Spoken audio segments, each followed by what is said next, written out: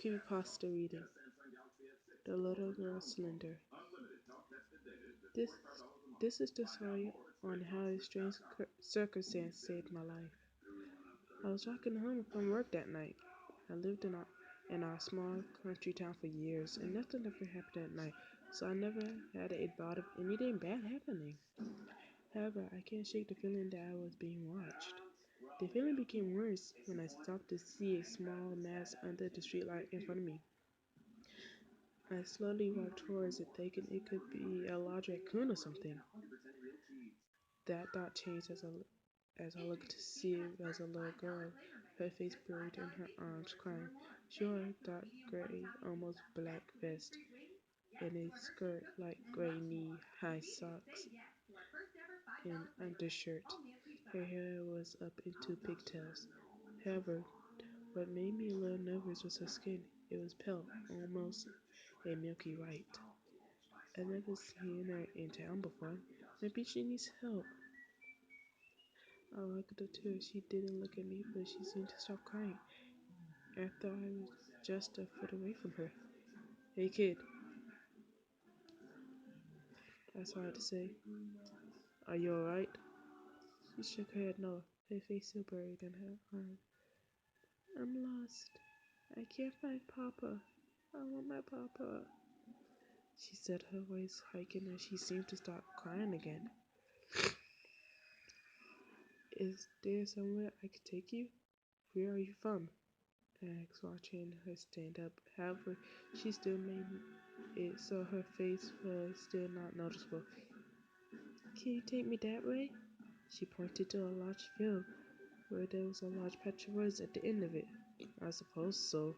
I told her not really thinking why she wanted me to take her there. She grabbed my hand, not looking at me. She started walking and I followed her, trying to keep up. It was quiet for a while till we got halfway into the field. What's your name? She she said to me, breaking the silence. My name is Dave Turner. What's your name? I asked. My name's Sin, is what she said. I was confused. What a strange name. Sin, I never heard a name like that. I told her, trying not to hurt her feelings. It's a neat name, she told me. Where do you work? She asked. I work at a bar in town. To be honest, I was just coming back from there, I answered her truthfully. She stopped as I noticed that we were at the edge of the woods.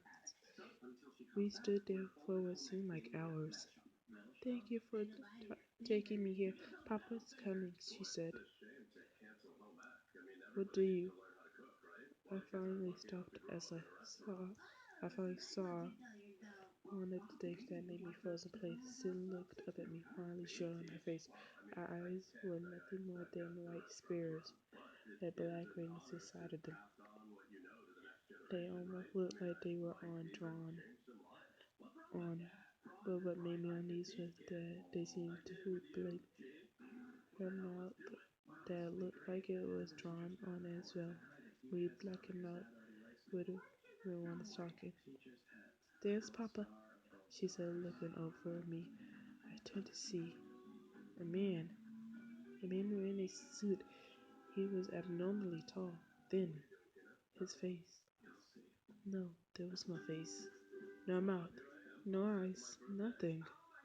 He looked at me. I couldn't move. I couldn't scream. I could just look at him. Tendrils emerged from his back. This was it. I was going to die.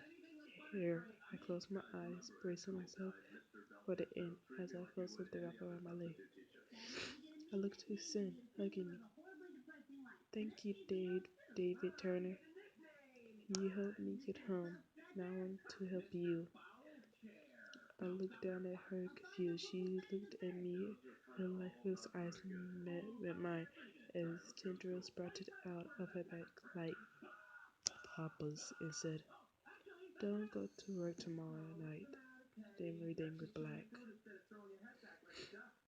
The next morning, I woke up in my house. I looked to see that I slept for the whole day. I looked at the clock. I was 2 hours late for work. I heard my cell phone go off. I got up and went to answer it. Hello? David, thank God you're alive. Of course my life, Tina. What is it? You didn't hear? About an hour ago, the bar went up in flames. The bartenders, Jesse, Tommy, Duke, they're dead, David. The only reason I'm talking to you is because I was running late. And I'll talk to you later. I got to. I. I just can't talk right now. She hung up. I heard the phone buds in my ear. I was dumbfounded how this happened. My mind quickly went back to last night. Don't go to work tomorrow night. I looked out my windows and at the tree across the street, and there was Sin smiling at me.